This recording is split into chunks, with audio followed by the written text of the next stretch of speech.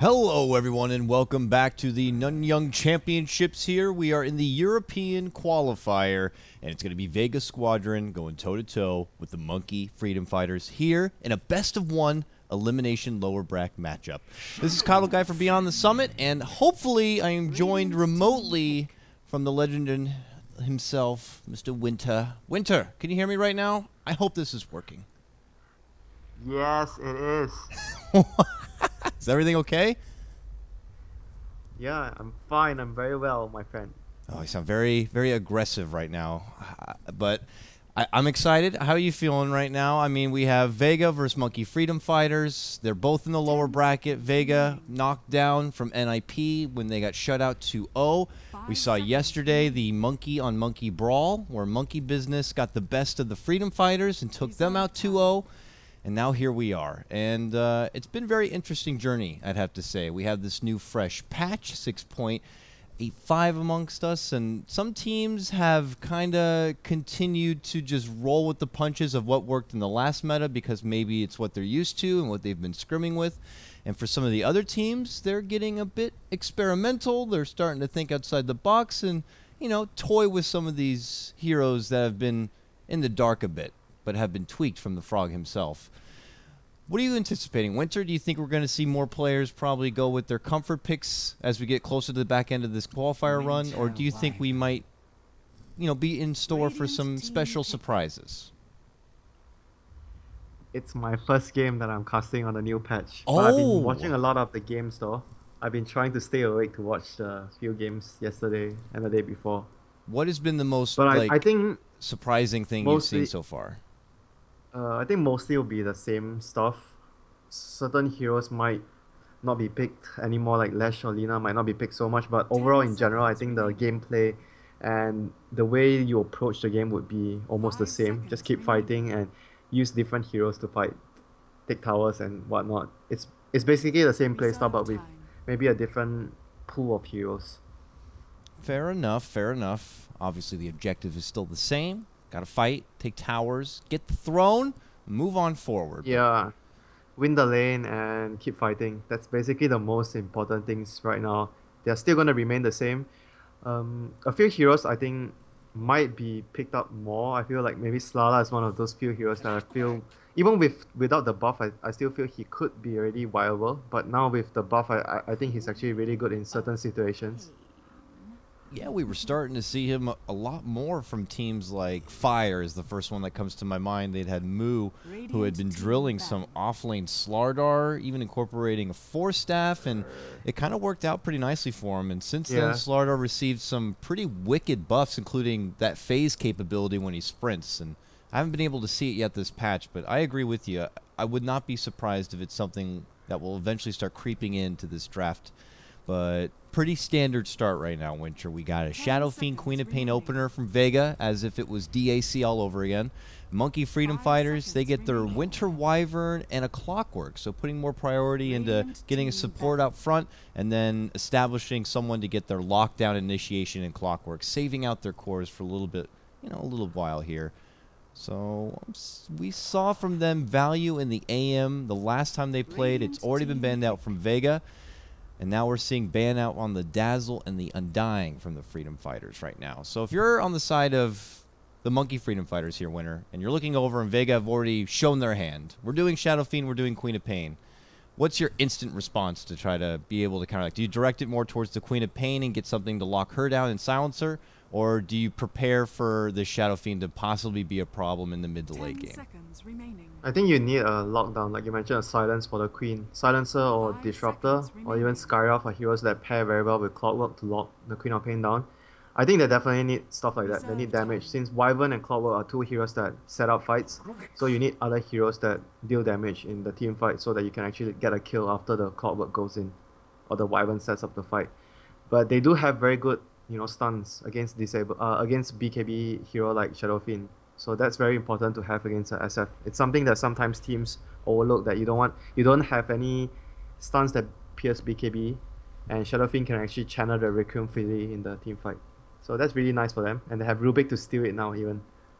Oh, yes. It's a wonderful treat. So you'd think initially the plan would be to lock down the Queen of Pain, but it looks like all three of the spread right now for Monkey Freedom Farms will at least have an answer for the Shadow Fiend. Plus, Rubik now has an assorted, delicious set of spells to use from here. As you said, the Requiem, Queen of Pain provides him that free blink, and now even the Lina coming into play here. So Vega going in with some what feels kind of fragile but heavy, heavy bursty lineup right now. You're talking, you know, if this Lina, which we don't even know yet, I could look at this in the sense that the Shadow Fiend is mid, Queen of Pain could be off lane, Lina could be safe lane here, but more likely I'm anticipating Shadow Fiend, Queen of Pain, one of them two spreading from the mid lane to possibly safe lane or off lane farm, Lina in more of a support position. But if she is a support, gets an Ags, they have ridiculous amounts of burst. They pull out a disgusting Broodmother all of a sudden as a response to the TA here from Monkey Freedom Fighters.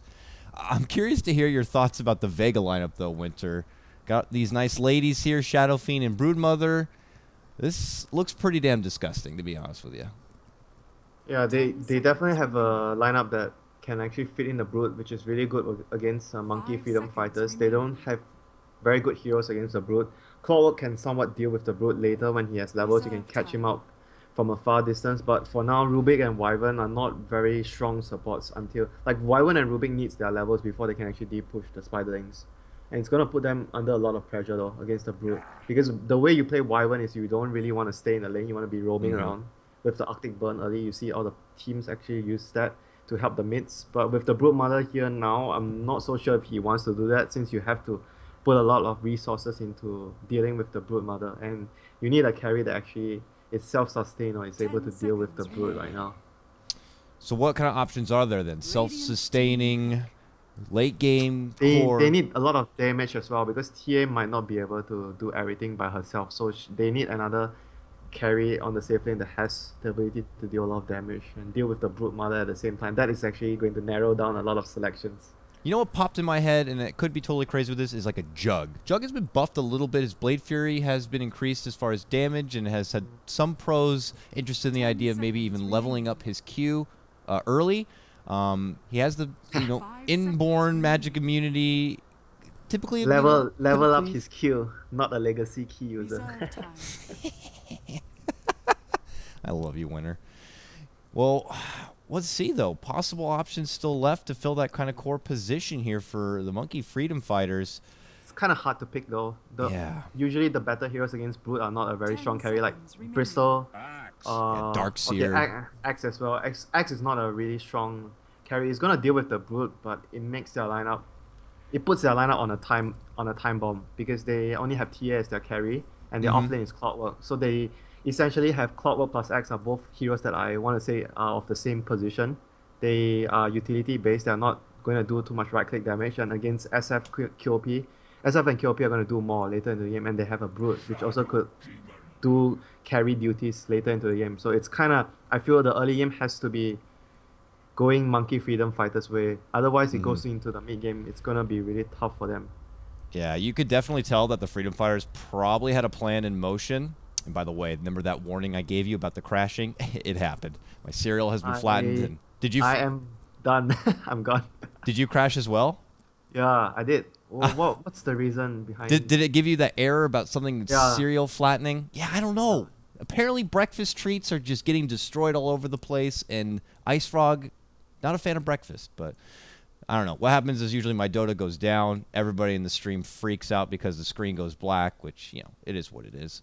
And I just have to quickly fire Dota back up and reconnect to the game, and usually everything is fine. Unfortunately, though, it's a spectator bug, Winter, so all the players, of course, they don't care. They just continue playing, and we hope to God they don't break out in an early first blood. That's usually what happens. I am back. Are you in the game? Wow, Winter, you must have a fast machine. I'm reconnecting right now, so I'll be in just a moment. Damn, I crashed again. You crashed again? You must have really bad cereal. When someone reconnected, I crashed. Okay. Well, I have reconnected, and I have not crashed. So I would say give it another go, Winter. And you go ahead and just let me know. I have this feeling I'm going to reconnect and you're going to crash. Don't worry. If worst case scenario, you can go all the way back. You just get out of Steam, then reload up Dota 2 and try to get back in that way if necessary. But take your time. Don't worry about it. There's no action breaking out yet, Winter. I'm already in, and I can take the time to lead out some early introductions now. I might have lied, Winter. They are going to break out as they get the lift back onto no one here. Sing Sing is just destined to try to go for this rune. He's going to be committing the cogs for it. He will get it and back out and away here. So we'll go ahead the lane assessment here. From the side of Vega, it looks like we're going to have Seema the Slayer on your support Lina. He'll be accompanying 9Pash on this Queen of Pain. On the lane across from him, Sing Sing is going to be playing that clockwork. He'll do the cog block early here and try to equalize that lane back to his side. But look at this gathering, especially from the Freedom Fighters here at the mid lane. They have both Yapsor on his Rubik and the Wyvern, played by Mad, who is going to be accompanying Mr. Necroman. It also looks like they've done a little bit of a role swap here. Mad, yesterday, as we know, was playing the AM. This time he's back on support.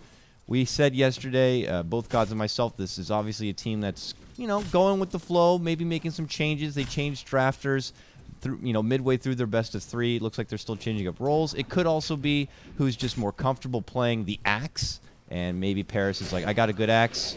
Give me a coach. I'll go in with the core role, and he's going to be the guy to go mano-y-mano against Mag on the Brood here. Winter, how's your cereal doing? Are you back in the Dota game yet? Yes, I am, my friend. And Welcome. We're gonna see Matt. He's gonna start pulling here, but he's gonna soon realize he's not gonna be able to double pull. I don't think he actually checked that. There's a ward from Mag actually blocking the camp.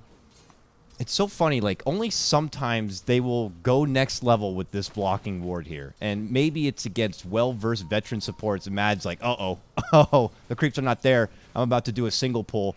And that's like the breaking the cardinal rule of support play when you get to, like, that mediocre level.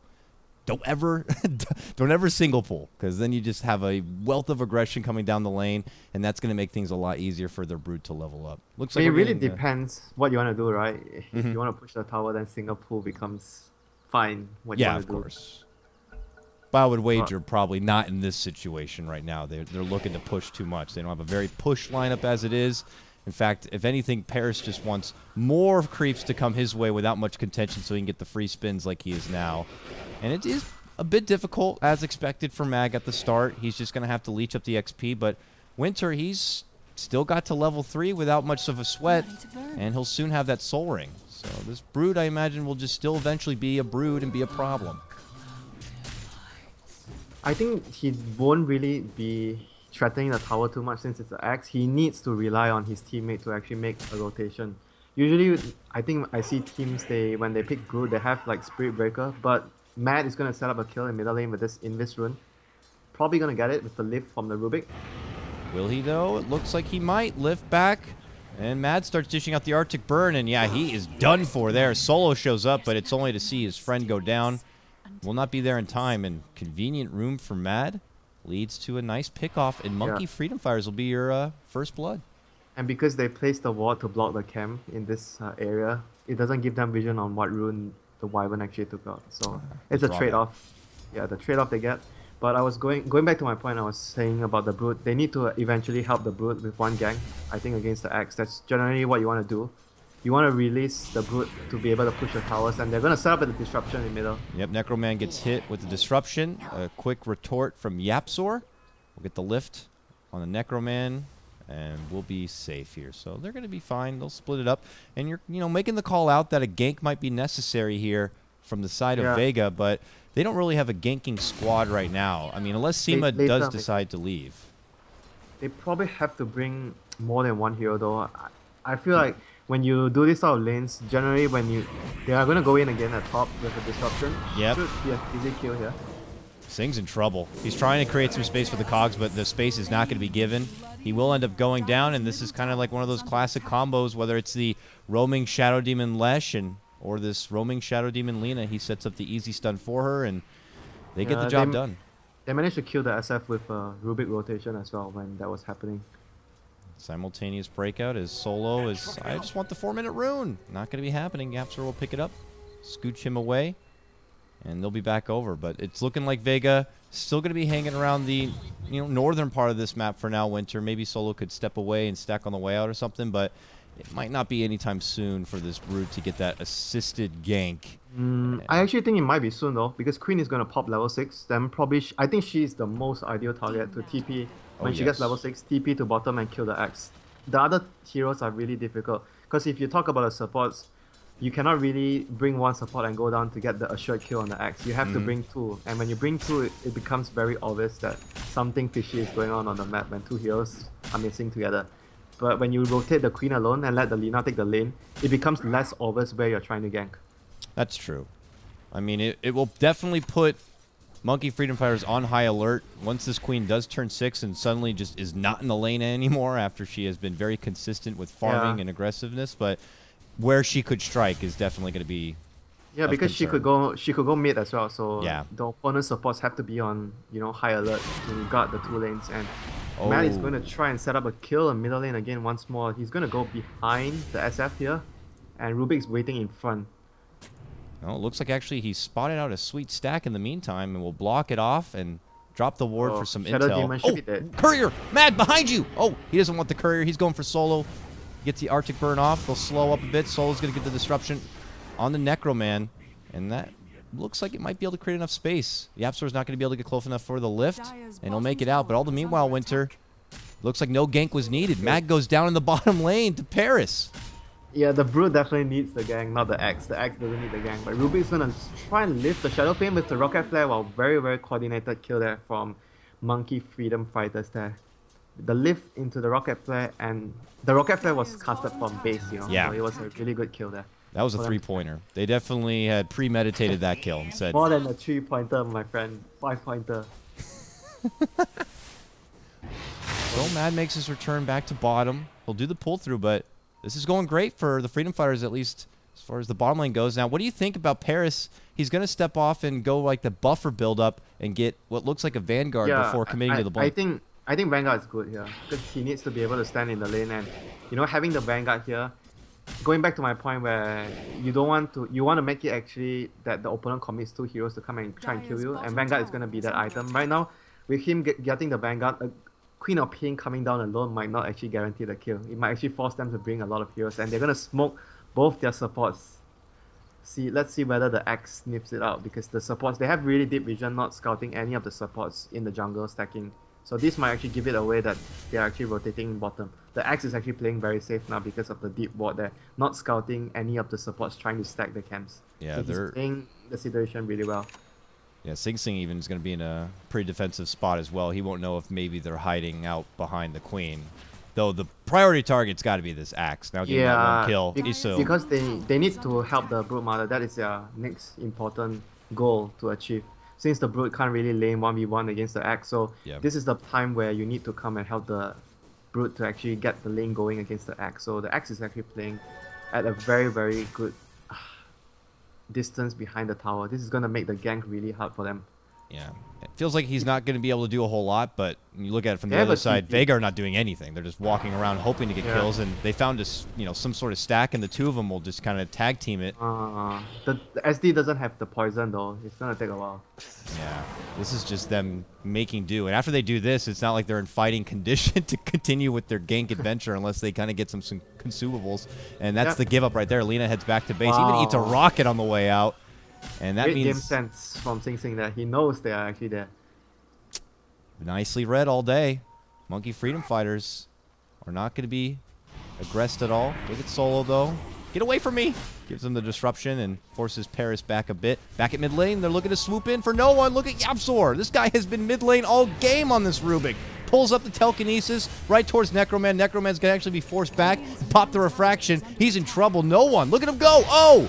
Razor, almost enough to finish him off, and Mad also shows up just in time. Vega. That Tranquil Boost actually saved him. He probably should have used his double raise. I think he just generally didn't expect the Rubik to get Tranquil Boost this early. That armor actually allowing him to survive that. He actually needed to use both the raise there to get the kill. Not happening though, and it's going to be another opportunity lost for Vega here. So 4-1 start for Monkey Freedom Fighters, and it just feels like Vega are coming up a bit short, or I don't even want to say their movements have been too predictable. It's more credit to Monkey Freedom Fighters and like Mad being able to get down that nice aggressive ward early. But they get Shadow Fiend again. A quick response after the aggression earlier, and they're going to take him down. This guy feels like he's already starting to tilt. They're going to get a hook shot after the blink. But doesn't have enough damage there. Only 3 points in the battery or so. Maybe if he had 4 points, he would probably try to go for the kill. But it was still really unlikely because the Queen actually just purchased up a point booster, so she was rather tanky for that gank to actually happen. Well, now that there's been so much attention on this mid lane Winter, it looks like Mag is trying to, you know, make a home for himself in the Freedom Fighter Woods. He's going to get a Midas to try and actually catch up against the Axe, but I still feel right now the main important thing is to get the kill on the Axe. So getting a Midas would mean he's actually going to just focus on getting farm and not trying to actually kill the Axe with a teammate coming in. I think the Queen still wants to... I think he's the biggest target to get with this first Sonic Wave. It's a very long cooldown. You want to get the most valuable target on the map, which I feel is the Axe at the moment. Yeah. So, Sentry Ward, he's dead. There's Seema getting spotted out, pulled back, and will be taken apart. Disruption will save her life for a brief bit, but it will not be enough. Paris is there. Oh my god, spin damn, goes he really wanted to get the dunk off there so he gets the movement speed to actually get the second kill on the SD. But his spin actually got the kill and he couldn't get the movement speed buff by getting the Culling Blade. That was unfortunate. RNG can be a cruel mistress sometimes, Winter, and not work in your favor. The game yesterday you were casting, I think it was Yapso on the Axe. He didn't get any spins, then he got the spins later. Yeah. He jumped.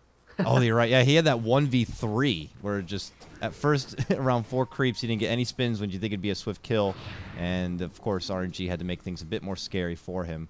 Look at this nice stack. Necroman pulls out another one here at the Ancient Camp. It's got to be something that Vega will have to, you know, acknowledge. They have no ward over there right now, but he's heading up there. He'll start farming it up with Necroman missing from the mid lane and now even 2 supports smoking.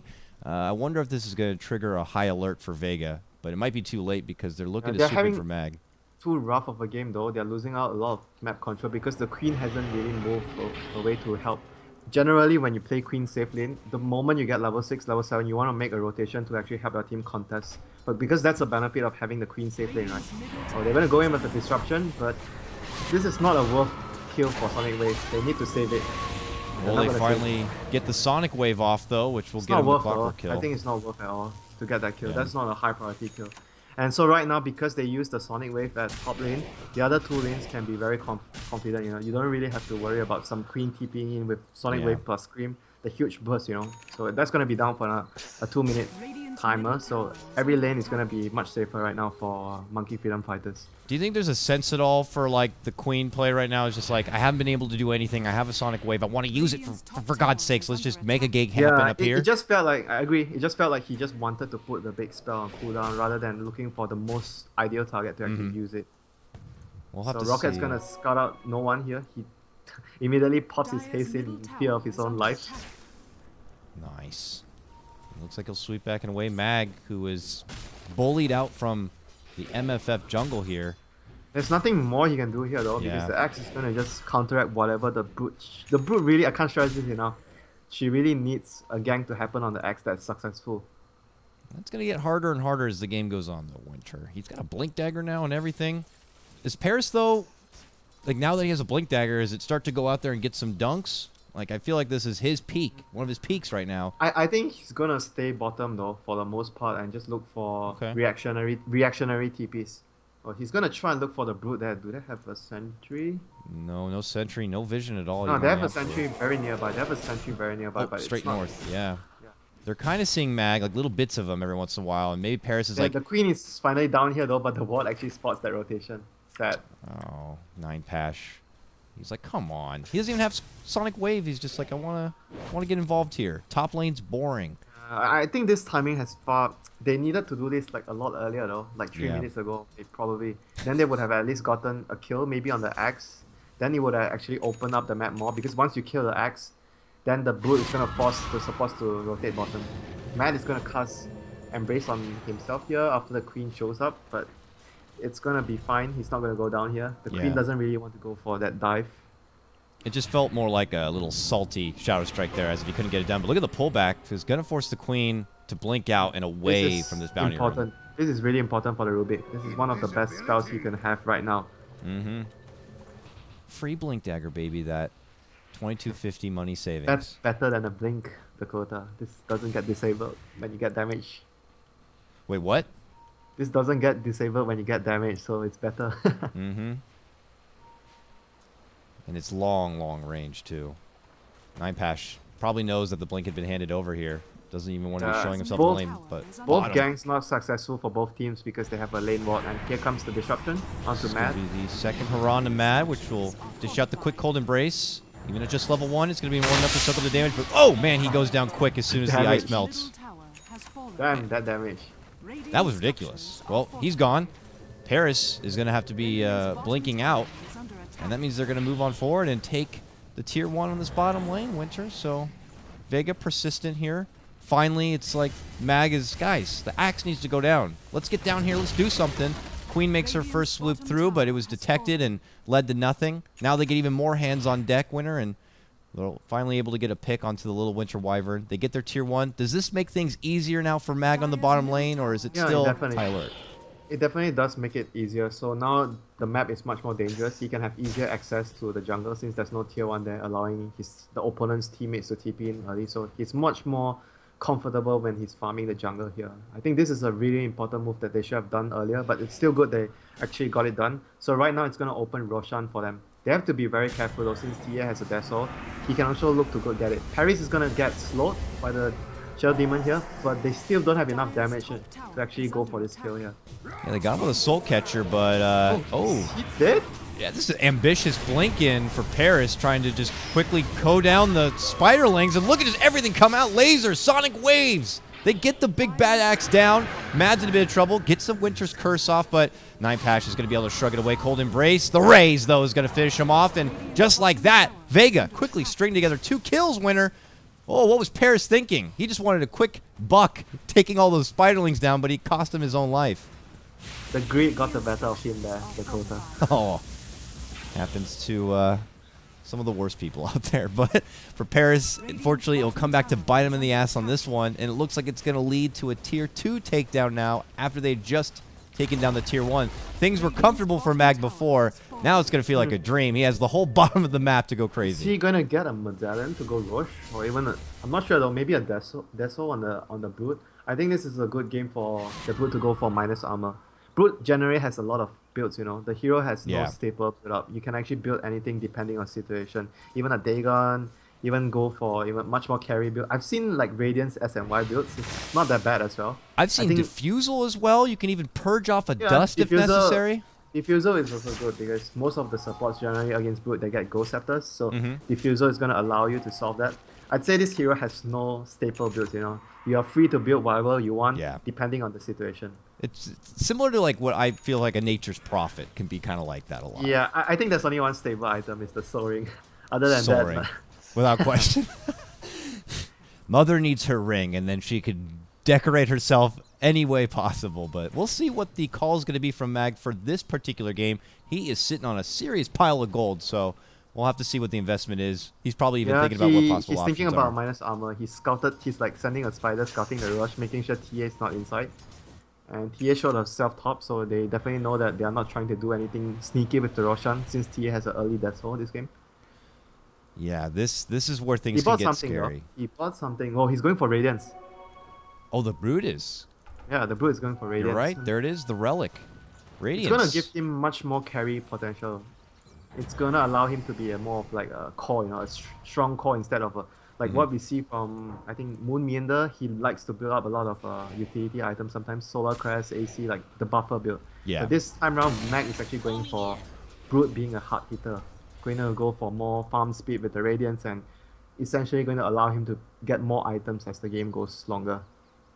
Which I guess is good. Broodmother is one of those heroes that can tend to fall off a bit in the late game. Yeah, so, true.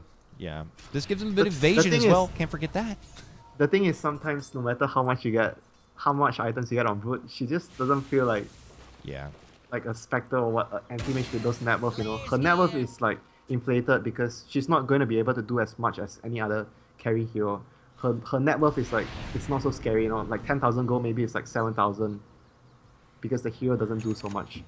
You know, and you get to the later game and you're trying to break into a base. Obviously, the team's going to have detection handy or nearby or sentries on the ground. Broodmother's whole bread and butter of working with the webs and kind of, you know, manipulating the map itself doesn't really work out at that point in the game. Can't really abuse that fact when you're pushing into a base. She's quite bad at sieging if you're grouping up, but she's good at ratting, Like she's pushing alone and the teammates are doing their thing. But here we go, we're gonna see a smoke. for Monkey Freedom Fighters. They're going to get a hook shot here on 2. There it is. A nice catch from Singh. We'll go on to see him with the Slayer. Locks him into a death prison. And oh, man, Necroman with a double damage. You see Solo 1 second, and then you don't. They're going Roshan, right? They're going to go Rosh right now. I think that's going to be a really big play for them to get. Since they are the team having the lineup that has to snowball and has to get a good start. So getting this Rosh would put them in a good spot. DD on TA. This is going to be quick. A little Roche conga line all the way from those 2 kills down to the pit itself. And they will start tackling it. No one is closest on the scene for Vega. But you see Singh is already kind of scouting it out with the rocket, so they will be ready for any intruders. Mag from the southern side. Broodlings on chase for Courier. Not going to be able to get the catch. They still go into the pit, but it's too late. Necroman has picked it up, and oh! A jump in comes out from Ninepash. Mad's going to go right for the Winter's Curse. They're going to get the dunk, and Ninepash is going to go down, and they still want to fight. Solo going to get telekinesis up. They are going to get the kill on the Singh and the Rubik. No one, though, on retreat mode here. Trying to step away from Paris. Paris not going to allow it. Your Aegis already going to be taken down, though. The Radiant's doing work there, my friend. It certainly is. They can't get a good lock, and Paris will go down. It's Vega who are going to be coming out on top of this skirmish. I think Queen of Pain was the MVP there.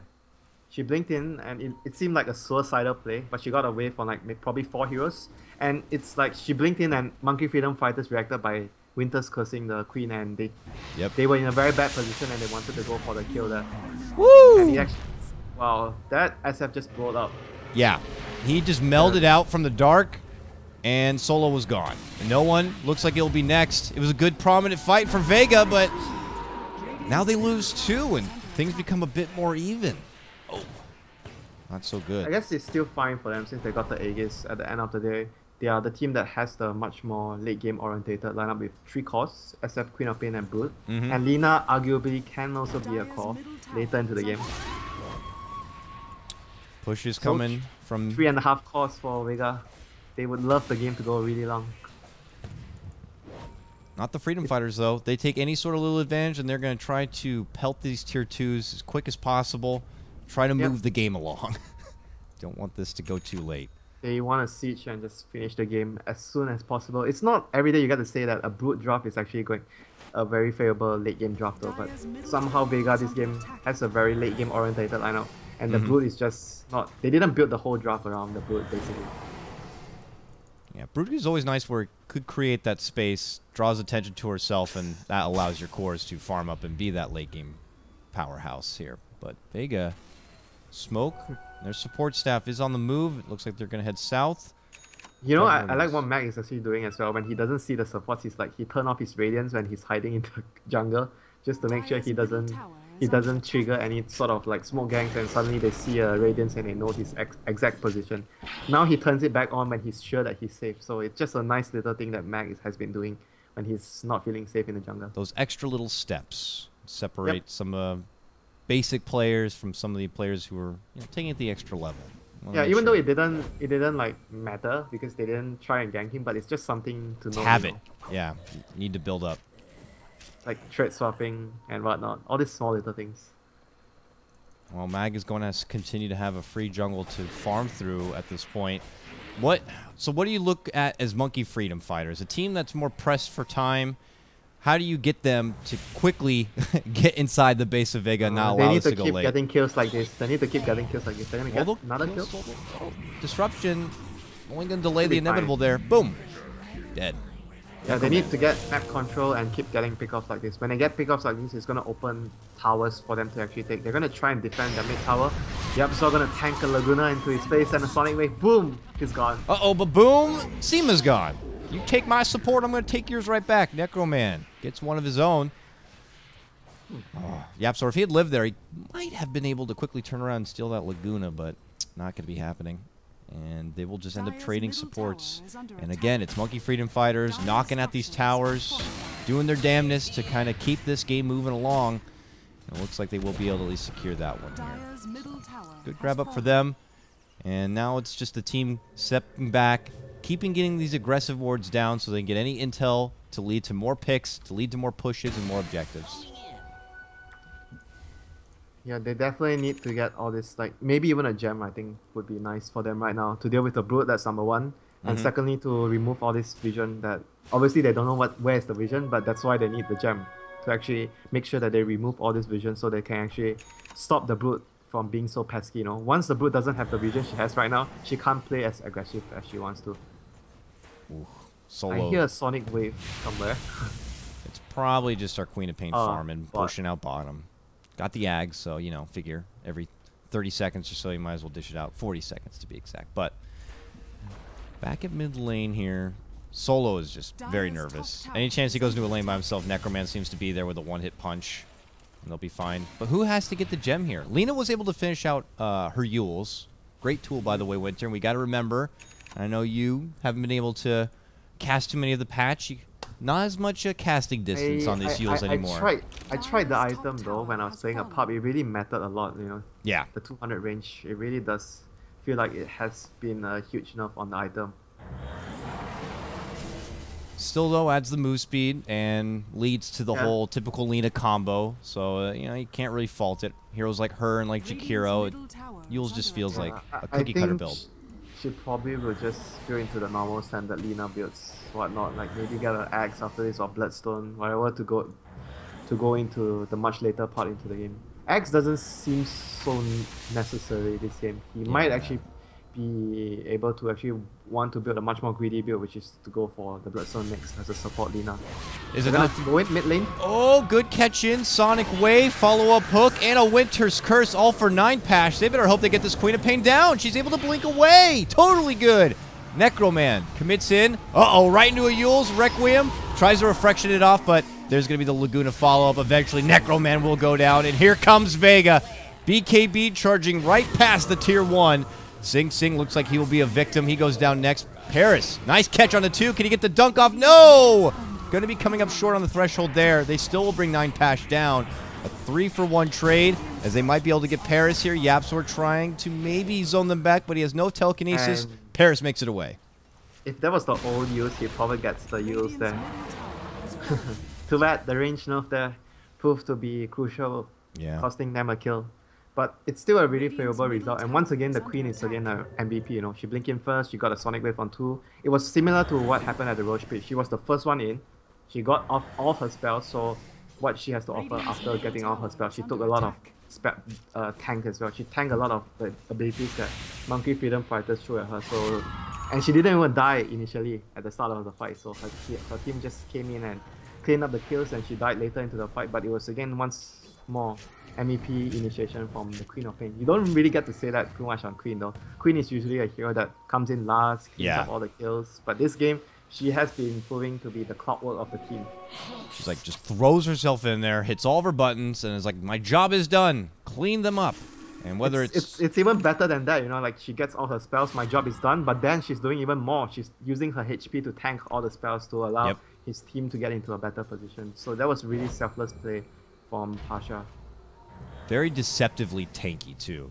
Holding just that Ogre Club and Ags. She's actually quite tanky with the Strength Shreds and the Ogre Club and the Aghanim Scepter, obviously. So, I mean, it's not a really weak Queen of Pain to jump in first. She's quite tanky, so she definitely has a lot of HP to live through the gang.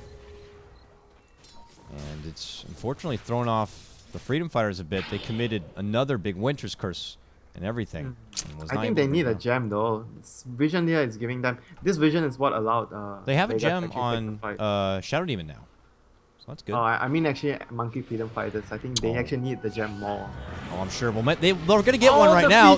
They might get it. Oh, disruption save in the oh, they're gonna get him anyways. The Winter's Curse gem gonna be snagged up. Mad's gonna grab that one, and the fight continues. Mad trying to get the backliner and Necroman. Sonic Wave is going to finish him off. Requiem to fly out from no one as he tries to truck forward. Paris, Mag, trying to stand and plant, but the spins start coming out, and Paris is going to get the kill. The 2-for-2 split. 9 Pass shows up, commits in for the blink, and Paris will say, see you later. They're not going to be able to stop the TP, and again, Seema couldn't get there, and the Yules was on cooldown anyways. Just when they needed a gem, a handy delivery from Vega. Oh. Poor Solo, man. I don't know how many times this game I've seen it already, but he always eats those big meld strikes and just gets annihilated. He only died because he came in at a very, very bad timing. Monkey Freedom Fighters were just there to place the deep ward, and he was just coming up to check if there's a ward there, but they were still there. They were still nearby to actually get the free jump there. All in all, they got an even trade, pretty even trade, but they lost the jump. So that was the bigger thing. That's so sad. Can you imagine just as a support, like, ooh, Man, shiny new gem. Can't wait to go out and put it to use. That's just like dying when you just purchase your bloodstone. Oh. It's all shiny and new. Probably dying. Yeah, probably dying when you just purchase your bloodstone sucks more than losing a gem. I don't know. Bloodstone, you lose a couple charges. You can always get those back. Yeah. Gem, you're giving the team a huge map control advantage. I guess gem is just worse. We'll see, though. We might be able to get our answer here as far as the gem goes. Mad is going to be able to easily sweep now through the Vega woods, eliminate any sort of defensive wards, and comfortably plant any aggressive ones if that does lead to the case. But Monkey Freedom Fighters controlling the northern part of this map. Vega nearby. Is Vega still in a comfortable spot with their late game winter here, or not so comfortable without the gem? I have to say. Well, they're gonna have to creep in for any sort of farm they can get. It's not a lot of options out there. Not even their own jungle seems to be an option. So with what limited farm they got, who do you funnel it all towards? Do you give it to your Shadow Fiend as their one true late gamer? Or do you put more priority back onto your Queen of Pain or Brood? With what limited farm is out there for Vega? I think definitely the Brood gets the least priority, in my opinion. The SF and the Queen gets the bigger priority. Even to a certain extent, I would say the Lina would probably do better, you know, with the farm that you're giving to Brood. I think with the same farm, Lina could actually do more than a Brood though. So I feel like the Brood is not a really top priority hero right now for Vega to actually put focus on farming on. The other heroes are actually way more important. Here's Necroman, gonna eliminate this top wave. Monkey Freedom Fighters are starting to get closer to the high ground breach. Are they getting any key items very soon? BKB on TA? BKB on TA, MKB. Another hammer before he actually completes that. Ooh. Look at them. They're anticipating maybe a possible Roche here. They would love for themselves. I think they want to steal the Roche. They're stealing the Roche. Oh, they got a nice rocket here. They'll see a little party here farming up. They need the Clockwork. I feel they need the way the fight needs to start. The Clockwork has to hook the Shadow Demon, so he can't really save the friends in front when the Wyvern goes in. So someone needs to take care of the Shadow Demon when the other is actually initiating. If the Clockwork initiates to the other heroes, the Wyvern needs to take care of the Shadow Demon. So that's how the fights need to happen for Monkey Freedom Fighters. I imagine this Roche is much more important for Monkey Freedom Fighters if they still want to kind of stay to the schedule, Winter. So stay to the schedule. That's not like beyond the schedule, you know. I mean, if they end up too late, you know, Vega are going to be taken over. So they still have the Requiem, but it's expiring soon on the Rubik. So that's going to be something that he's going to want to get in every team fight from now on. I think that probably is the biggest spell he can get. A Sonic Wave. Look at this. Maybe the Requiem is actually better than the Sonic Wave because you get the minus damage. How about both? If you can get both in the fight, then maybe he'll be the Y God. Yeah, 2 is better than 1. Absolutely. Well, it looks like Monkey Freedoms are trying to draw Vega away from this Roche pit towards the top lane and create themselves a small window to maybe sneak in there and do it. They're doing the right thing. Like you mentioned, they are drawing them across the map, so they're out of position when they decide to go for the Roche. But right now, Vega is actually making their rotation smoke towards the Roche. They can also do the Roche fairly quick with the presence of the Dark Lord minus armor, but they're actually going to go for an aggressive play instead of running straight into the Roche. If they can get a pick, makes it all the sweeter and more secured Roche. Ares is like the more far out target here. He has a BKB, he should be fine. Shadow Demon is not in range to get the Purge there. It is a scary team to be doing Roche against, the Monkey Freedom Fighters, because it's Winter's Curse, it's Clockwork. They're going to go regardless though, because they feel like with the BKB charge on the Axe down, they're actually comfortable. But I'm actually with you, my friend. I think it's a risky proposition. Let's see if this is going to be a high risk for high reward. Oh, nice little blueberry rune. No one will just take that. That will help. Oh, God. He hasn't BKB. Hopefully he doesn't BKB it off. That is the rune that's going to save them, you know? Maybe. Oh, Singh gets blocked out from the Broodlings. He's not going to be able to hookshot into the pit, but he will force himself into trouble. And he plants the cogs. No one gets the Requiem off. Sonic Wave to fly out from 9. Pash Necroman's happily able. Look at the stolen Sonic Wave fly out from Yapzor on the back end side. A 2-for-2 split right now. Paris on the run here. We know he's down with a BKB, but he's still going to try to plan it out. And no, it's not going to be happening. He does go down. Monkey Freedom Fighters are going to have to withdraw, and it looks like Vega, with what little scraps they have left, are going to try to finish out this Roche, and it looks like it will be a secured Aegis here for 9 Pash. Man, there was a fight where they had the 10-second BKB on the TA, but they still lost, and Rubik's going to get lifted onto the air by Vega, Seema the Slayer. He's being cheeky right now. He looks to turn back. Disruption's there, but he got the blink and uses it to step away. Tantalizing him. He really wanted to take away the Aegis on the Queen of Pain there, but unable to do so.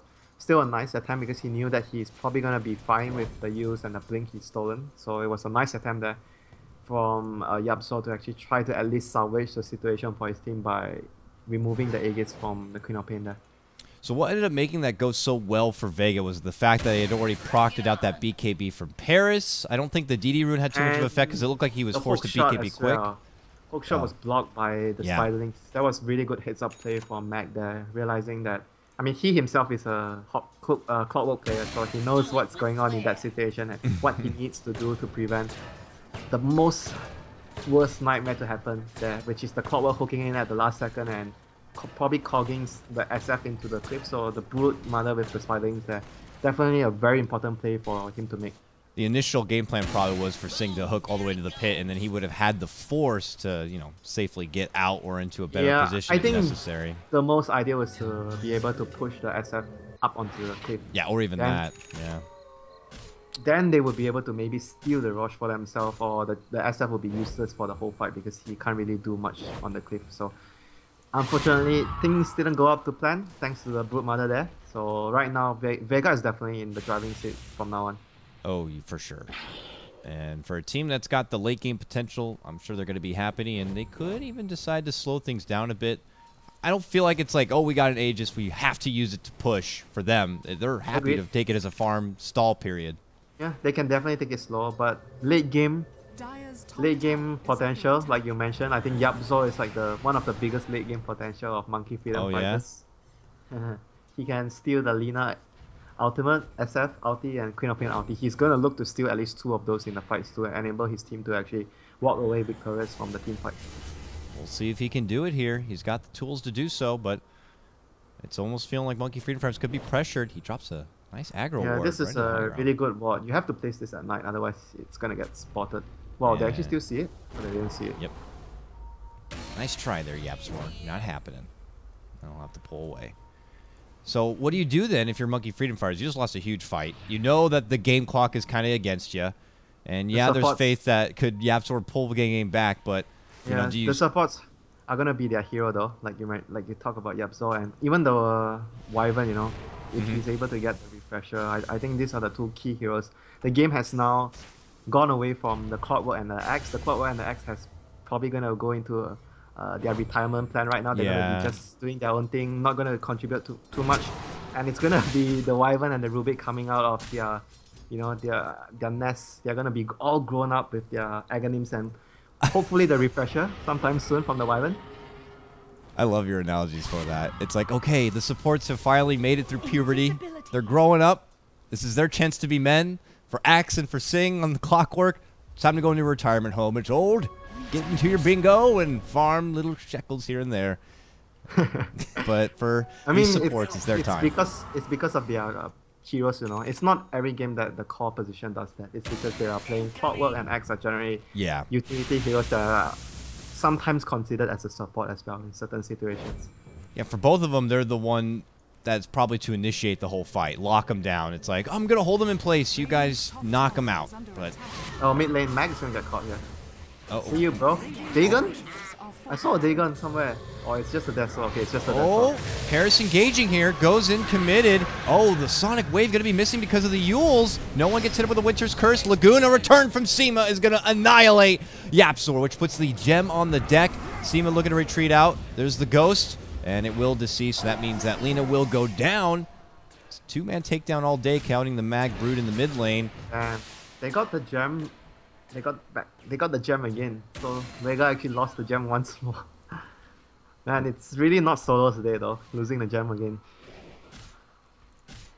Is that the same? That's the same gem from before, though. Yeah, just was it being the same handed one? back off. It Oh. no, it looked like Rubik had the gem, died, lost it, and Singh quickly snagged it Oh, on okay. out. I thought Yeah. they got a new gem, so that was actually the previous gem. Okay, so then that's not too bad. Sol's initial lost gem. It's the same one. He's like, I just bought that frickin' thing, and for the most part, it's been Monkey Freedom Fighters who have kind of obtained it here. And here they are back at this top lane, still creeping in. They got a little bit of advantage with the trade. It doesn't seem like time's working on their side, though. They're not going to get a lot of time to do serious work. It's just Necroman kind of doing it on his own. But it's a long journey ahead of them. Yeah, they even choose to complete the Queen of Pain Shivers. I actually personally feel like I would actually favor getting the AC model. Oh, yeah. I actually like it more because of it helps to deal with the TA much better because your team also gets the armor. I'm not sure though. It's still a good pickup against the TA. Yeah. I just personally favor the AC more. You get the armor, which is great, and you can slow down her right click. But I agree. It's AC would allow the Queen to be much more like a DPS right click build because you get attack speed. yeah. Shivas is like the Queen still stays as a spellcaster hero. She doesn't deal physical damage, which is what you want the most when the game draws out to 40, 50 minutes or even an hour. Yeah. AC could have helped with their sieging capability a bit, but Shiva's for now. Step Oh, back they're down. actually gonna go AC. Okay, I just realized they're going AC on Brood. Okay, that's the reason why. Oh, you're right. Plate mail already in hand. Unless it's a Lotus Orb. Probably an AC, though. It's going to be an AC. Lotus Orb is actually... What? Reflect Wait, dunks, what purge happens, off. What happens if you reflect a dunk that kills the target? He'll die. The axe will die. He can off himself, if that makes sense. No, but what if he dies right away after the Culling Blade on the Lotus Orb target? I've actually never seen that. I don't know. I think the spell's still reflected, even if he gets killed with it. Not positive, though. I mean, how many opportunities do we really get to... Yeah, because then what's the animation gonna look like? Because the guy actually dies already. We had a hilarious game. I don't know if it was yesterday or the day before, but we were anticipating a Lotus Orb pickup, and it was against a Razor. And I'm like, I know this is going to happen where the Razor is going to be draining his own damage away. And sure enough, it worked out in that sense. It was a Tiny chasing him down, and he was just losing all of his sweet sap damage. I really love Lotus Orb. It's just quite the crowd pleaser.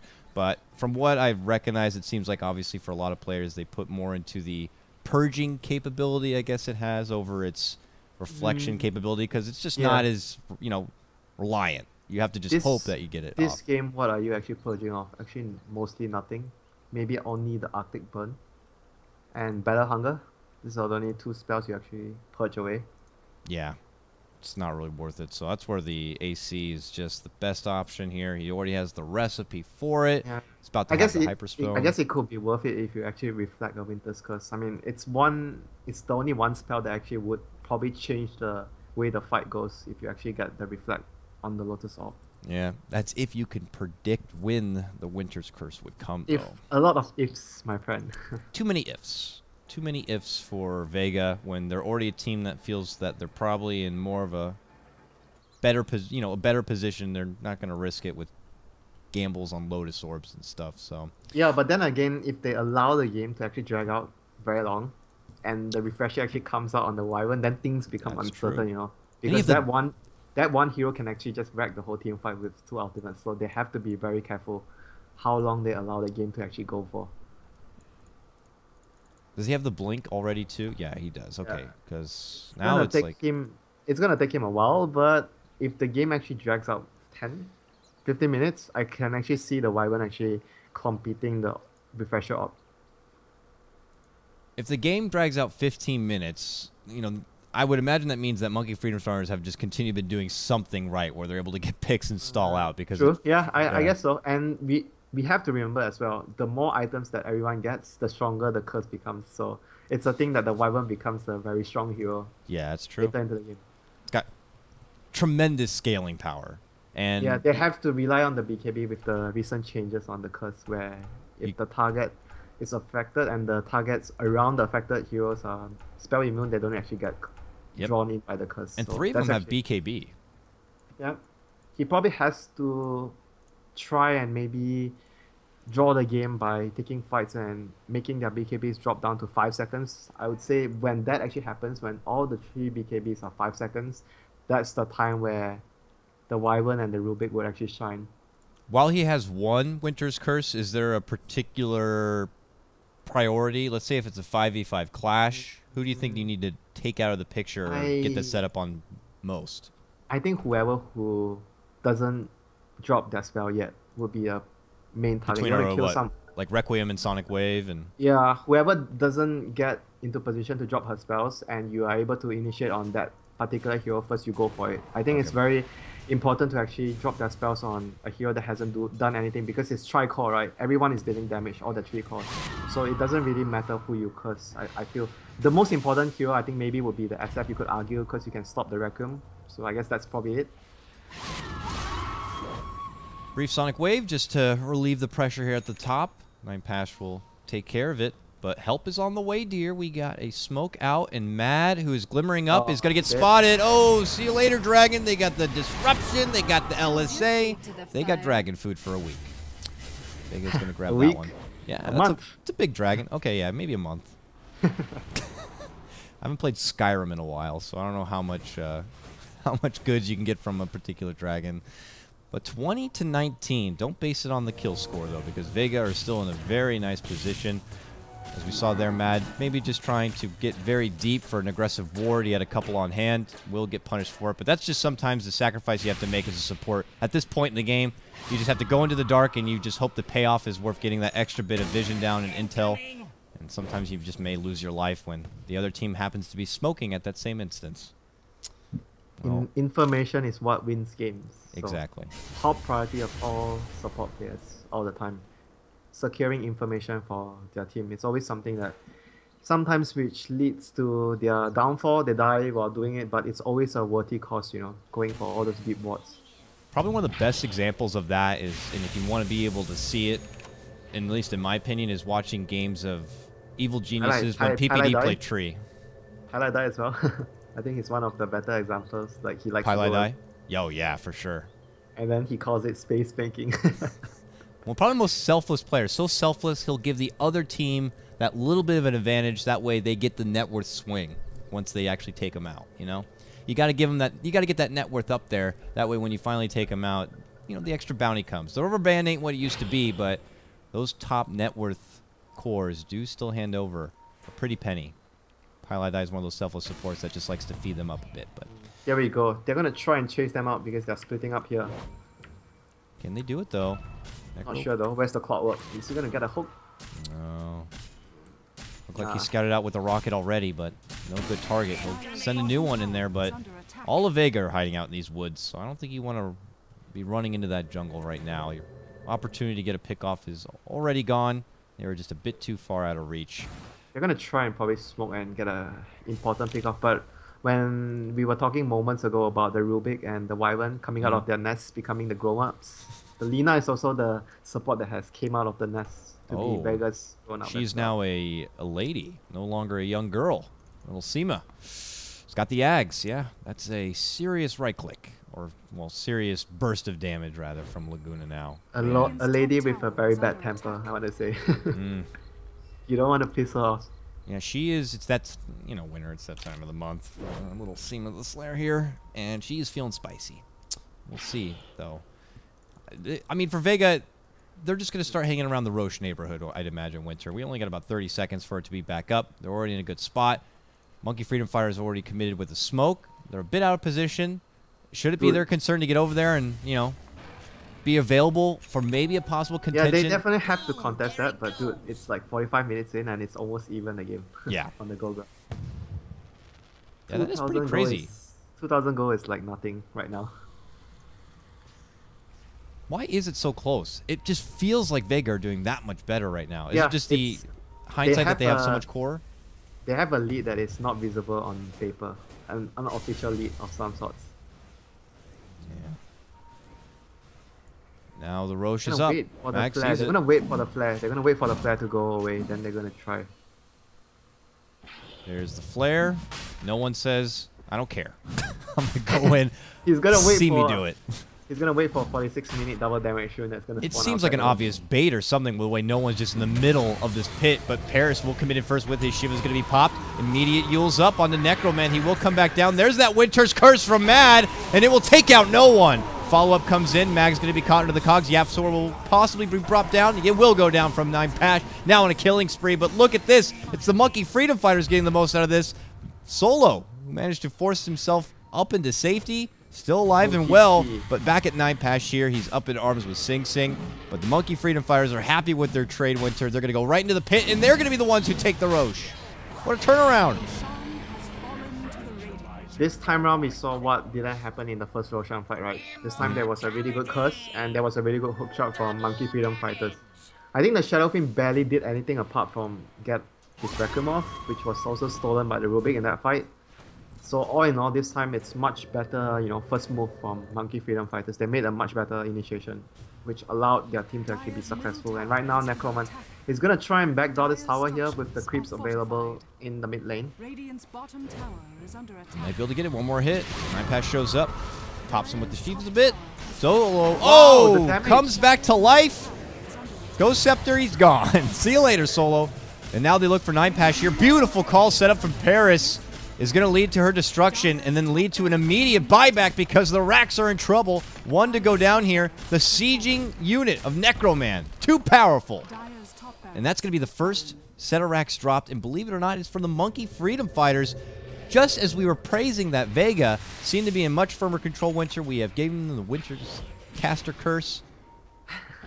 And they are now behind. So apparently it's on me again. It's my fault again. No, the weird thing though is at the start of that Roche, the way just like the Shadow Fiend, you know, no one was just kind of hanging out the front of the pit. I actually was quite surprised they actually still continued to do the Roche even though they got scouted. They could have just waited things out and just, you know, go back to their old momentum of the game, which is just speed pushing and just forcing the game to just prolong. But instead they were a little bit, maybe a little bit is an understatement, they were really, really nervous about wanting to get the Roshan and they just rush things, you know. It's just a really costly play there, not being patient enough. It felt like they figured they had a bit more time, but the Monkey Freedom got there a bit too soon, and then they couldn't really get themselves into an appropriate position. And I think if they had the double damage rune like the last, like the first Roshan, the last situation, then maybe they would have actually made that play possible, you know. But the same play, I don't think it would actually work twice. So they didn't have the brute spiders this time, you know. Yeah. Oh yeah. No blocking shield this time for him. Mag's gonna have to wait out in the dark. Look at this fun little pickup. Paris on the axe. Mjolnir. All right. Good build. Good build for a tank. Essentially, you want to always have your teammate actually get it, so they put the charge on you because the item is not so useful on axe. You just want to use the proc. Yeah. The static charge. But it's not really a TA item. Can't really complain because no one else can build the item. Yeah. But I guess, I mean, is the active this much money worth it in exchange for maybe something else? Maybe they could have had a Lotus Orb, you know? I would have actually preferred maybe to go for a refresher, you know, on the axe instead of the Mjolnir. I would have actually preferred for refresher so you can actually get like a double call and a double BKB, double Shivas. Oh yeah. It's actually really good against SF, getting all... His BKB is useless. They're all BKBs, yeah. Yeah. I agree with you. Never really get to the... maybe it's just because typically with an axe, you don't really kind of get to this luxury point in this kind of situation. I don't know, but... yeah, when you start getting up to item 4 or 5, sometimes it's going to allow him to be more... you know, more of a core as the game drags longer, since if you go for the Mjolnir, you farm faster than going for the refresher. So maybe he still wants to... he still thinks that the game might actually go for some time. Refresher is like one of those items that you get it, you want to make it pay right away. I don't know if you also noticed, but Rubik has a soul booster here. What about an Octarine Core? More spell steals? Faster. I'm kidding. Bloodstone, though, do you think really? Just for the benefit of maybe the smaller death timer? The team fight as well, because you give your team heal. Like it sort of counteracts the Sonic Wave, though. I'm not sure, but both of the icons seem really good at this stage of the game. 15 minutes. probably some would argue that there's no point in getting a Bloodstone late game, but I still feel that sometimes in certain scenarios that getting a Bloodstone late game is still would actually pay off, because it might actually allow you to have a free life if you actually get a lot of charges. And late game, a free life on a support is something not to be underestimated of. I feel like even the Freedom Fighters could use a Lotus Orb. Maybe if Sing's able to throw one together. Imagine the reflected, disruption, Laguna Blade. Even a measly little Shadow Strike might be something, but they don't. Oh, I'm actually trying to think if there are any better options for Sing here, apart from the Lotus Orb. Well, maybe better shoes? Better shoes is not on the menu, maybe, so far. I think he probably wants to build another item to replace the Aegis. I'm thinking Lincoln's would actually deal with the Laguna. Not sure though. Oh, he's getting under some trouble here. Mag gets lifted up, bumped to the side of the cogs. Sing will end up going down here, but Mag could be the return. There it's going to be Necroman is able to get in there, but it's the dunk from Paris that's going to get the catch. Solo gets the disruption off, will force away. Requiem to fly from no one. Good damage on the Necroman. Annihilates him, and a follow-up Laguna onto Paris. Will handle him. Now look at the supports. They may be little teenagers trying to be grown-ups here, Winter, but it looks like they were going to get stranded and left behind. Yaps were to go down, but it was a stolen set. And now it's just Mad left alive.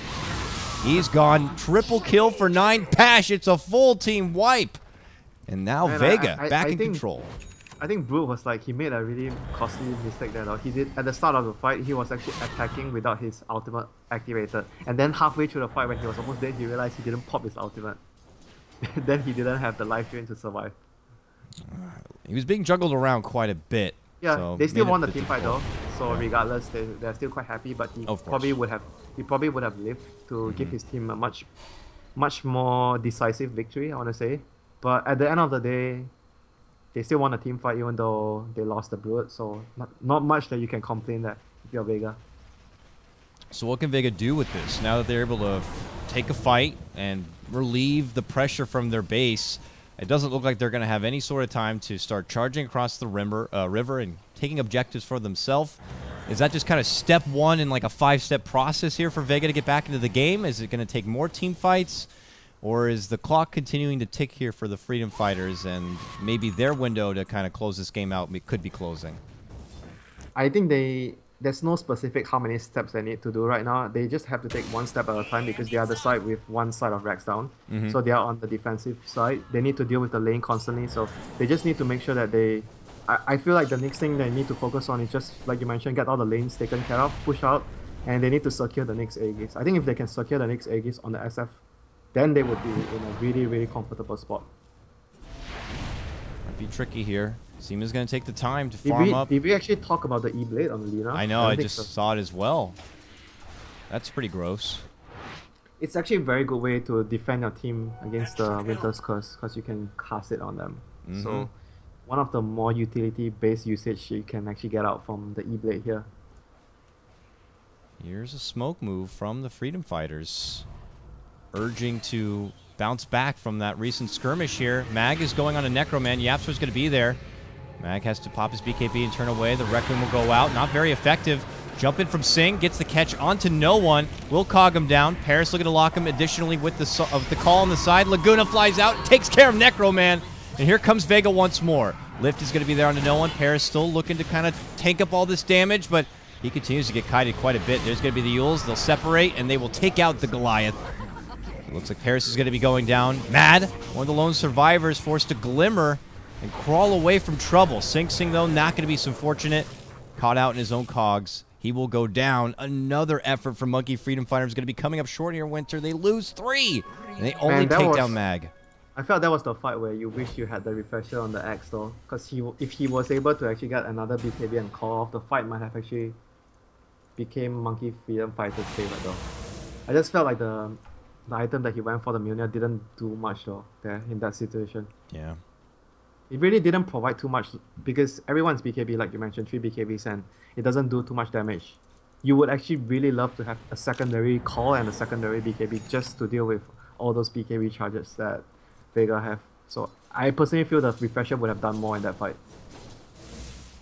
Oh, well, he does have... And then you know what? Yepzor in a fight as well. He was like, the moment the fight started, everyone was casting their ultimates, he was like looking at the plate, choosing what type of main course he wants, and in the end he wanted to steal the Laguna, but he actually got the Dragon Slave. Probably would have gotten an extra kill if he gotten the Laguna, but he just wasn't fast enough though. You could tell he was actually thinking about whether he wants the Sonic Wave or he wants the Requiem, because everything was coming out at the same time. Oh, Mad expending the curse to cancel out Solo's TP back will lead to a support takedown. Maybe. He's stalling it out quite a bit. No help nearby though. Solo, I'm going to create space. I'm going to hide in the trees. I'm a fugitive. What are you going to do about it? Can he juke? That was actually really bad though, honestly. Oh. Because he gave away his ultimate to Yapso, and it means that he has actually 3 demonic. Oh, you're right. Birds, oh, because it's got the Ags. I think it's gonna be able to break. It breaks the items with the Aghanims. I think you don't really see this item too much on Shadow Demon, but it has an additional ability where it breaks the passive abilities when you have the Aghanims. He might have to sport it here in the mid lane. Necroman's in trouble. Necroman is dead. Commit in from Sing might be a bit too late. Clockwork's going to be going down. Here comes everyone else trickling in one at a time. A buyback committed from Necroman. They want to fight this out. 9-Patch very close to going down. Not going to be enough. Mad looking to catch up here with the help. And there's the lead in dunk. They're going to take out the Queen of Pain. Out for 2 minutes without a buyback. And Mag is on the run. He will make it up and over to the north side. 2 for 1 trade. Oh dear. Things looking really bad right now. They don't have buyback, and like you mentioned. But however, for Monkey Freedom Fighters, they're actually going to choose to go for the Aegis and Cheese. So the base of Vega so far should be safe, but Queen should still be dead once they decide to push after, because she still has a 90-second death timer. Damn, she's still dead for quite some time. And there's a gem that they're just going to even leave in the Roche pit. And Roche is just filthy. Look at all these garbage they just littered all over his place, but I guess a gem is of importance to him right now. Roche needs a house cleaner, housekeeper. So. A little Roche maid could do nice with that. And it is actually an Octarine core on this Yapsor Rubik. So, you know, anticipating that whatever he steals, he'll be able to get even more use out of. That's nice. I don't know if I've ever even seen this before. Is this a world's first? I think I've never seen it in a serious match, like an official match. It's never been done in the history of Dota. Insert some sort of crazy dank and the Wyvern has actually chosen to go for the Lincolns to protect his core against the Laguna instead of Refresher. I would have actually preferred to go for Refresher and leave the Lincolns. Yeah, Refresher's so big. It just takes 2 of those BKB units just out of the fight for that full duration. And it's like only 1,000 gold extra from the Lincolns, so I don't know. Well, maybe the Lincolns would pay off in the end. We'll see. I mean, Laguna has been the Achilles heel to Necroman in what looks like the past couple of fights. Each time it comes out, it leads to his demise, and they just apparently don't want to have to deal with that. So they will value the extra defensive measures just to make sure that their real right clicker will not go down at the start of these fights. And now it's them on the siege here. Slow and steady. Tier 3 to go down. And this is for the second set of racks. Winter, we got to remember, this is a best of 1, not a best of 3. The losing team is done. The winning team will move on, but there's a lot at stake. Time to check who has their second lives. Let's hit that I button here. Oof. Well, looks like only the Shadow Fiend, Lina, and Mag on his Brood Mama are going to have the second life ready to go right now. The Queen has like, what, 1,000 gold to farm? Oh, that's a huge amount. She's not going to be able to get it for the fight for sure. Unless somehow she gets like maybe a triple kill. Ooh, Vega, there's smoke, they're moving. Mag's going to see the brief break here. Mad able to make it away. And now Sing jumps in. Good hook shot onto Mag. He's going to go ahead and force himself out, lock him in the prison. Wig, Winter's Curse onto no one here, but no follow-up damage. Sonic Wave stolen. Going to be reflected right back. No one's still in good position. Necroman, though, not so lucky. That will force out the Aegis. 9-Patch now going toe-to-toe. Paris is going to get the dunk off and finish him down. Necroman back with a second life. And look at Seema dishing out the right click from the back end. Him and no one going to be able to finish off the TA. Paris, he has no life, but he wants to commit and try to get as much RNG as possible. Look at that. The cold embrace will keep him alive and well. Yapsor back gets to steal a new LSA. Looks to commit it out and, well, not going to get the catching stun. They will lose Paris. Yapsor will retreat along with Mad. And no one will get a double kill at the back end of it here. So when the dust settles, Winter, who really comes out on top? MFF look like they'll be losing so much more, all Dude. from a smoke movement of Vega. I think the Rubik didn't... He stole Sonic Wave and he didn't use it, right? I didn't see it come up from the Rubik. I'm not sure if you saw it.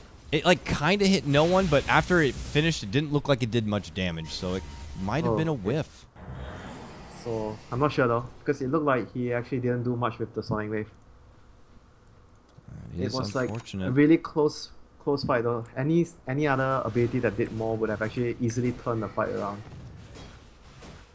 But that E-Blade from the Lina is proving time and time again, saving the SF. Every time they get the curse onto the Shadow Fiend and the TA brings up to try and attack him, the E-Blade comes into play. So I want to say this has been by far the most impressive item selection from the Lina here. And even from the 10 players though, I think this has been one of the most effective items so far for the game. For the game of the supports especially. Is it enough of a problem that Monkey Freedom Fighters need to consider a diffusal just to take care of it? Yeah, Refresher, he's gonna have 2. Oh man. Seema is itemizing beautifully here. You know the thing is as well, it's like he just basically negates a lot of like the TA blinks in with her BKB and she doesn't do anything. And as soon as the E-Blade wears off, the TA is not BKB.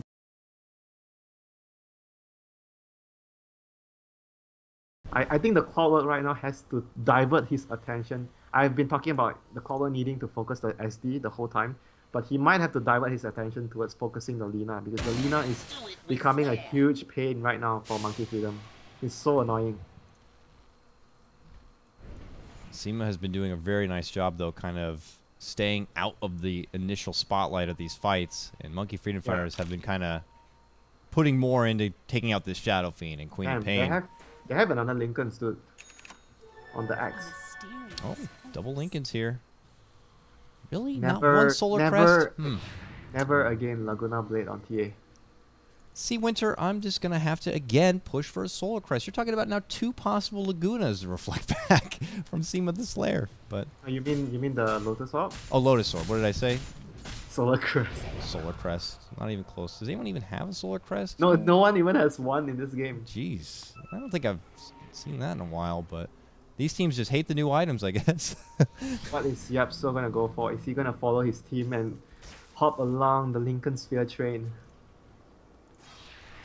I mean, I don't want to say this feels desperate, but it feels a bit desperate here from Winter for Monkey Freedom Fighters. I feel like they kind of get brought down a peg, knocked back to base, and then they're quickly back on the other side again at the Vega front, trying to take it. For Vega, they don't really seem to be taking a lot of advantage of these fights they trade. Is it just because of the damage that's already been done to the northern part of their base that they can't really...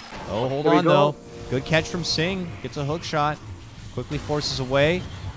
I don't think no one's going to be in very much trouble. He'll just easily walk out from the cog, and his support staff were going to be there in case something was to break out.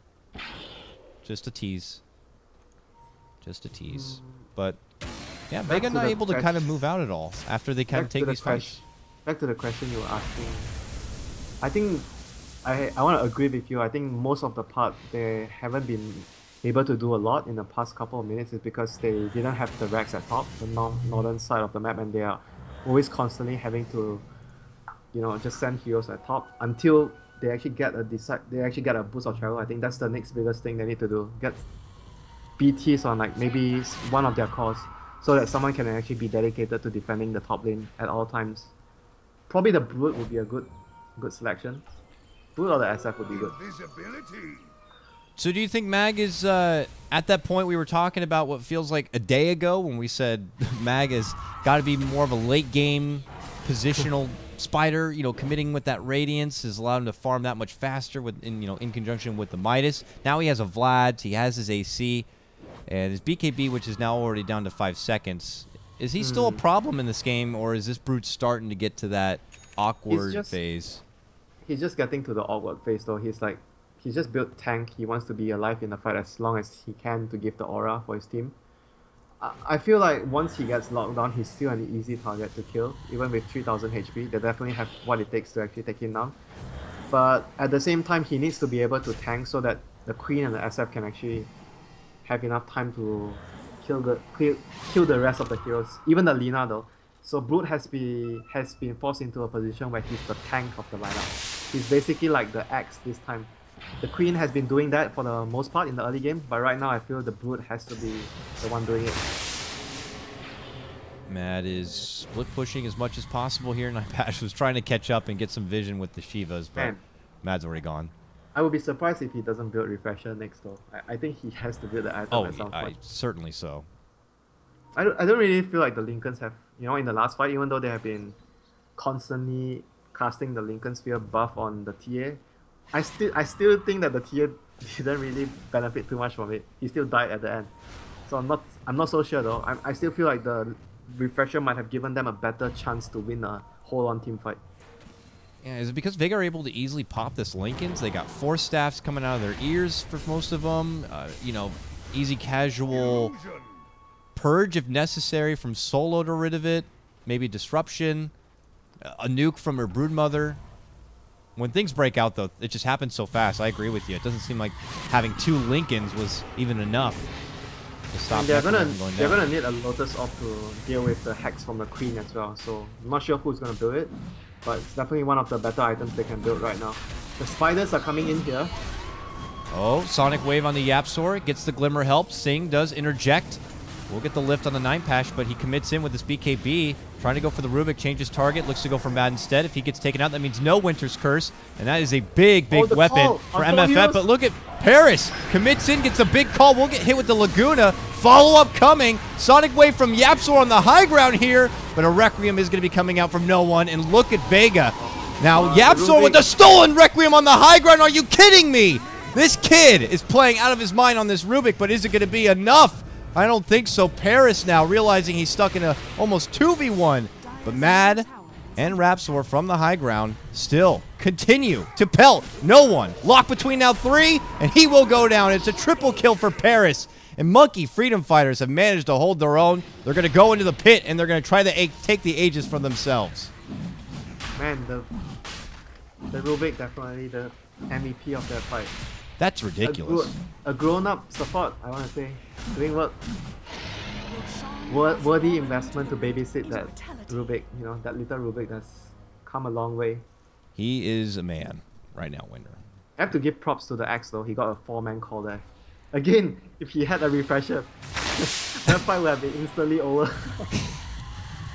It's looking that way. I honestly would have loved to have seen how that would have worked out if he had the refresher. It was a huge call, like you said. I actually was almost concerned. It was a great call, but it almost seemed a bit of an overstretch away from everyone else. But it was great. It was good enough. It got everyone there. Yeah. And it set up the Rubik for success, basically, for the stolen Sonic Wave and the stolen Requiem.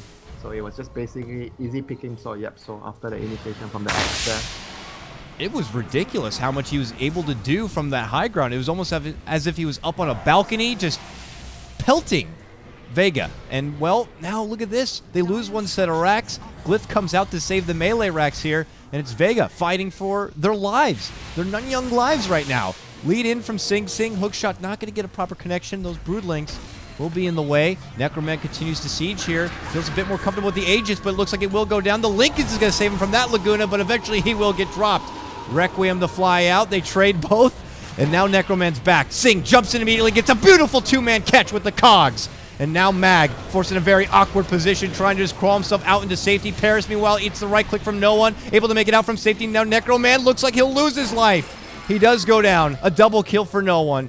Yapzor is already retreating out. Monkey Freedom Fighters want no more, it looks like, and will step back it away or not. Nightpash able to get the catch as Mad leads in. Yapzor turns back.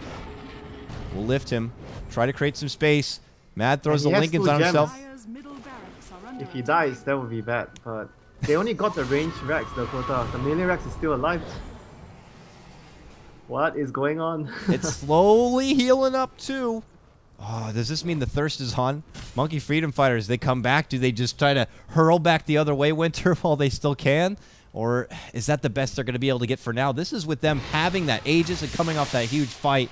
Still not able to get really enough done to put Vega in a very submissive position.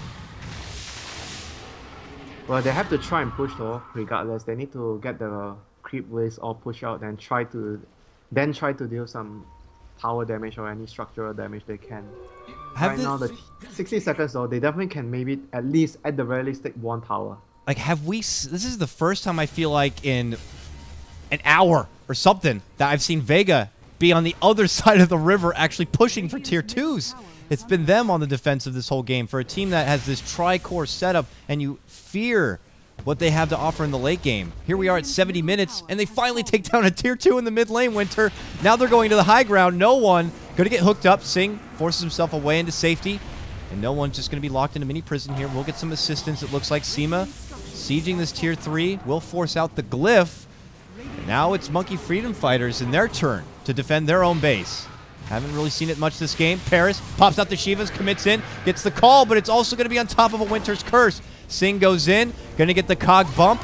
Still not enough. A lot committed for no one, and no one is going to be fine. Oh, felt like maybe a bit of awkward rhythm there, Winter, at the back end. A lead-in call from Paris. It looked like he was trying to pull the Shadow Fiend into their base, but the Winter's Curse came immediately after and didn't catch a lot. That's a pause and a resume right away from the opponent. Do they have pause rules in this event? I don't know. Awkward random pause and resume without anyone talking about it. Yeah, there was like no one saying anything. Just Dota things. I don't know. Okay, yeah, refresher on the Wyvern finally. This is going to be a huge ton of events if you actually cast both of the ultimate on a really crucial moment. The axe, however, has gone for a heart though. I'm not sure about this again. What is he going to replace? What is he going to replace? The BKB? 5-second BKB? It's possible. What's going on? Finds too much value. I mean, he actually Mjolnir? He only has the recipe though. I'm not sure if he's actually going to complete it. Is the Mjolnir really worth it to keep at this point? Why not just replace that? I definitely think the Mjolnir hasn't done much apart from speed up his farm and allowing him to speed push when he casually casts the static charge on the creeps when they're actually pushing. So I don't think it has done much like you mentioned. I just don't know though. I feel like the heart seems a bit meh. Like, I don't think it's gonna do much. That's where I'm craving a Lotus Orb, but they don't. They're not gonna go down that road. Yeah, Lotus Orb would help the TA. The TA is like now really worried that he gets jumped by a Hex, and then your team is, let's say, late for the Lincoln Sphere buff onto the TA and he gets Hex. That's when you wish you had a Lotus Orb instead of a Lincoln's. Monkey Freedom Fighters now back towards the Vega side, where they've been pretty much most of the game. This is really big, Dakota. They have a Butterfly on TA, and I don't think anyone has the financial status to actually get an MKB on Vega.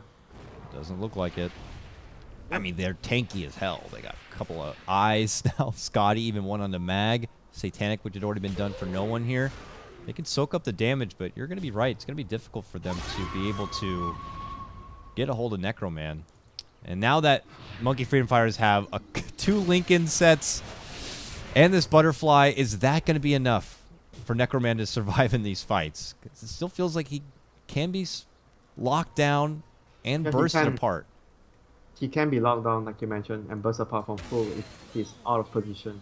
So it doesn't guarantee his survival, but at least it's going to improve his survival chances, you know, with the Butterfly. And he's going to be really counting on the Lincoln Spears from his teammates. That's about it.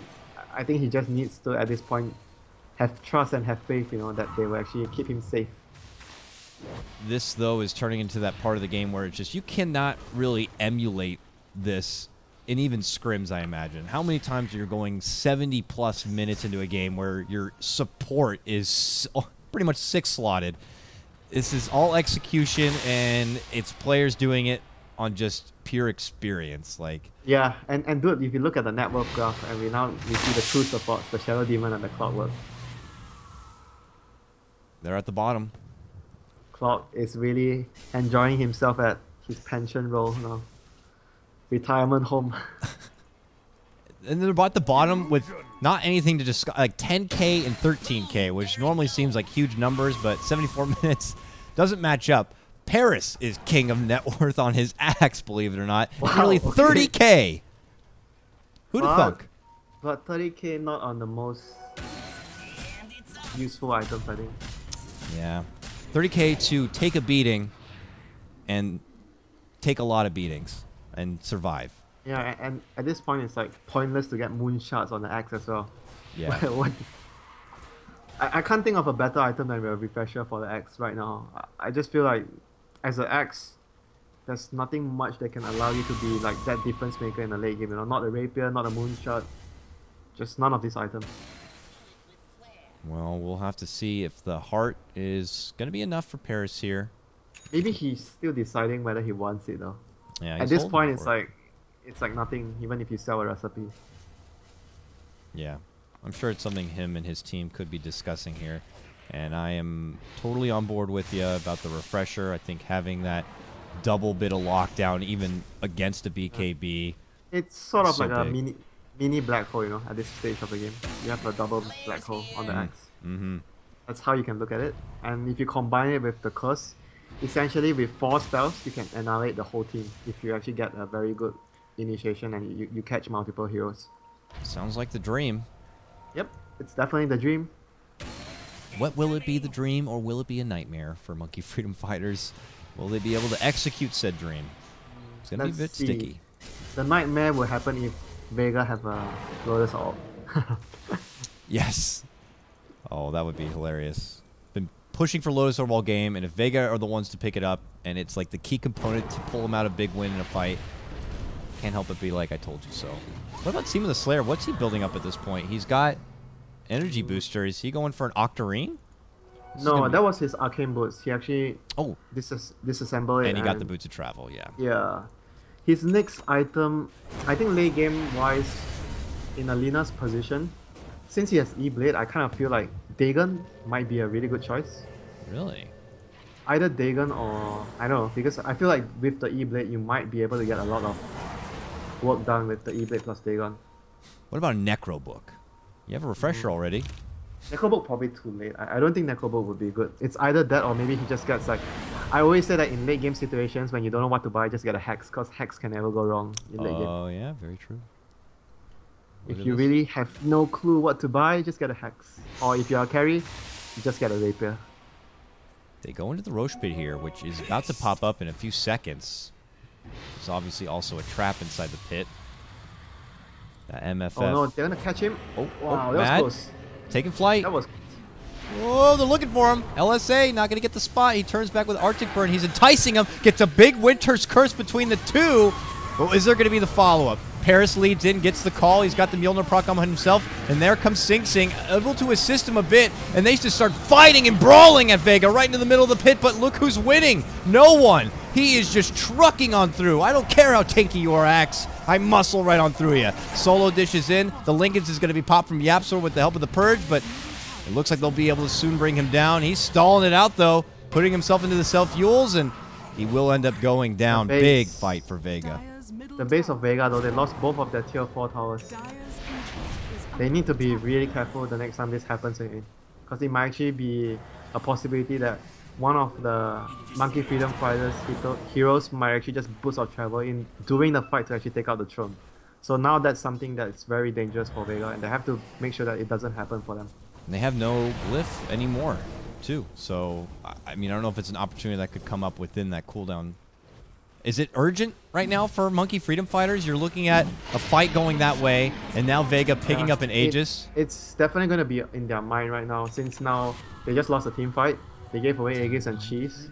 So the first thing that comes to my mind is, if you're Monkey Freedom Fighters, you want to avoid fighting, or you want to try to go for a throne play, like maybe 4-man distract, and then the TA would be the most ideal hero to boost or travel into the enemy base to try and take out the throne, since he's the one that's dealing the most damage. I think that would be one of the few plans that's going through their mind right now. How are we doing for TPs Man, here? that refresher was really underwhelming in that fight. Yeah. From the It looked like the setup at the start was wonderful for Monkey Freedom the Fighters. first one was really good. The second one was not very useful. I think the BKBs, you know, I think he has to probably wait for the BKBs to wear out before he does it. Comes Sima back into action. TPing in though, so there's no TP back to base. There's no TP on Shadow Fiend.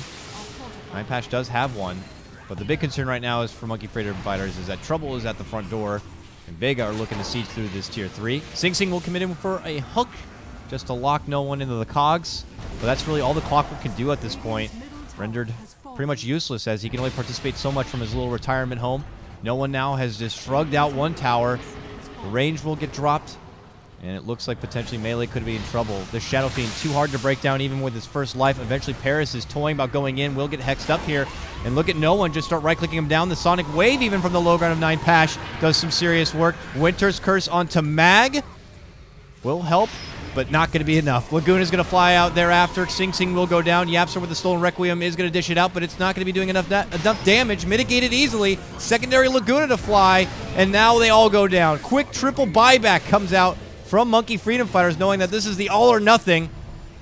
Temporary Cold Embrace for Sing Sing. Another committed jump in from Paris. They're going to get the pullback onto no one here. They might be able to bring him down. Finally, they'll get the Aegis, but they're still losing so much. Necroman's going to get dropped. He's out for 2 minutes without a buyback, and this could be the beginning of the end here, Winter. It looks like Paris now slowly withered away. Goes Sceptered up and everything. He just has no options. Vega very low at this point. They're all just so weak, but no one's going to be there to finish him off. No one now goes for Mad.